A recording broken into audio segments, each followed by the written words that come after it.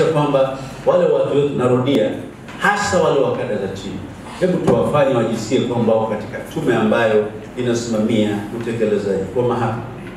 Ndugu zangu, nimeona nieleza mafanikio machache, lakini naamini kwamba mengi mnayafahamu, na naomba niwashukuru sana kwa kazi nzuri mnazofanya. Kama nilivyosema awali, kwa kweli mafanikio yetu yanatokana na ushirikiano mzuri tunaopata kutoka kwa watumishi. Lakini ndugu yangu Godo, nishukuru sana uongozi wa Tuge Taifa, Tuge mkoa, Tuge whatever the level, na Tuge tawi.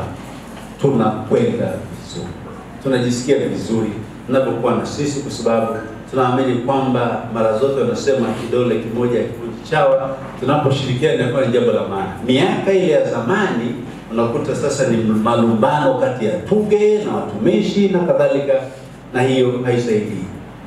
Mambo matatu kabla sijamaliza. Moja, ni waombe sana kila mtu awajibike katika nafasi yake. Kama wewe ni mhudumu, wajibika ipasavyo katika nafasi yako ya uhudumu. Kama wewe ni mkuu wa kitengo, chapa kazi yako, watu wasikunyoshee kidole kwamba kwa nini ukawa mkuu wa kitengo. Kama ni naibu katibu, chapa kazi kwa nafasi yako. Kama ni mkurugenzi, chapa kazi yako. Natamani kila mtu afanye to the maximum, kwa sababu tukifanya hilo to the maximum, basi taasisi itakwenda vizuri sana, na ndio na mimi napata nguvu ya kutetea hata kama ni bajeti na kadhalika. Jambo la pili, naomba sana mshirikiane ninyi kwa ninyi. Hilo litakuwa ni jambo la maana sana.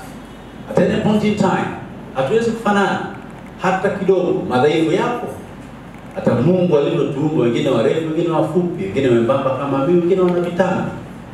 Sasa ni utaratibu tu ambao lazima tukubali tumetofautiana, lakini lazima tuvumiliane na tushikamane kadri inavyowezekana. Lakini la mwisho ni kutunza rasilimali ambazo tumepewa. Jengo tumepewa, magari tunanunuliwa.